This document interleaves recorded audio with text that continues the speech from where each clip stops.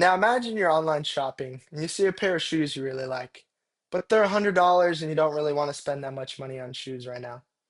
But then all of a sudden you see something that says buy now, pay later. And you can spend $25 and still take these shoes home, still buy the shoes. Well, this has got to have some effects on consumer spending and the way that people view the cost of goods, right? Well, as we'll see, it does. It causes it causes consumers to overspend, and this creates financial risks for them.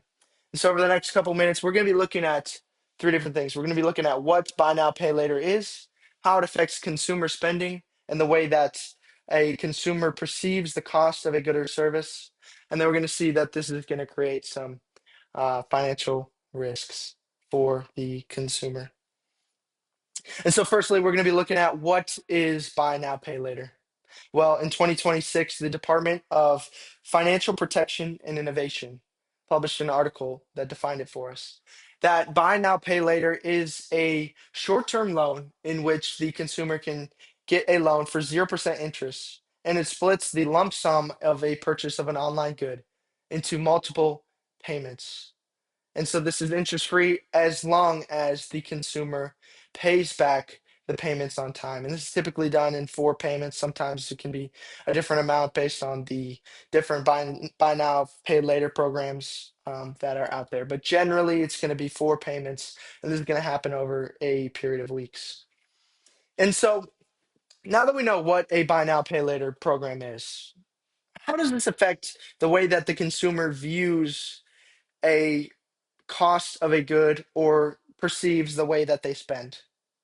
Well, in 2024, the Harvard Business Review published an article that said that consumers who use buy now, pay later programs are 10% more likely to purchase a good or a service.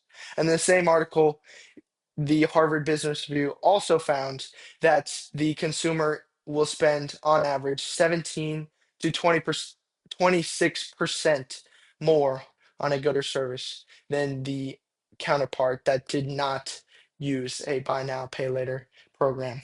And so, as we can see, this causes a consumer to have a higher chance of buying the product and have a more and spend more overall on online shopping. And so in 2025, the Journal of Retailing found that this separation in buy now, pay later programs, so the separation of the full cost from when they get their good in their mind, this creates a separation. And that's, say, for example, in the shoe example, spending $25 to take them home. That is what is associated in the mind of the consumer, not the $100 that is spent on the shoes. And so this can be likened to a pizza. A person goes into a restaurant, orders a huge, large pizza, and these split payments of the buy now, later, pay later program can be likened to an individual slice at a time. And these are very manageable. It's very manageable to eat a slice at a time, rather than an entire pizza at once.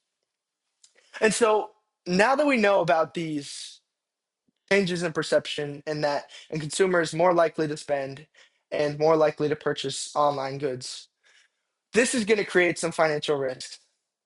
And in 2024, Charles Schwab posted an article that stated that people who use buy now, pay later programs are much more likely to overspend. And as a result, the easier it is for a consumer to defer payments, meaning pay later, the easier it is for them to get into debt, and the easier it is to take on multiple buy now, pay later short-term programs. And this can increase the risk tolerant the risk, because the easier it is for a consumer to spend, the easier it is for them to take on another buy now, pay later, another buy now, pay later, another buy now, pay later, and then a lot of payments are coming in at once. And so going back to the pizza analogy, this it'll come a slice at a time, and the first couple of slices very manageable. I can eat this slice. I can eat this slice. I can pay this payment. I can pay this payment. But guess what? You start to get full. You start to run low on money. All of a sudden, these pizza slices are still coming because you bought the whole pizza. You got to pay for the whole thing. You bought the good. And so this can cause problems because people may not be able to afford the rest of the payments because they're all coming in. And all of a sudden, these aren't interest free anymore if they miss the payments. And so this can become really, really dangerous. And so overall, we've seen what the buy now, pay later program is as being a short term interest free loan in which a consumer can buy a good and then split and defer the payments over multiple weeks.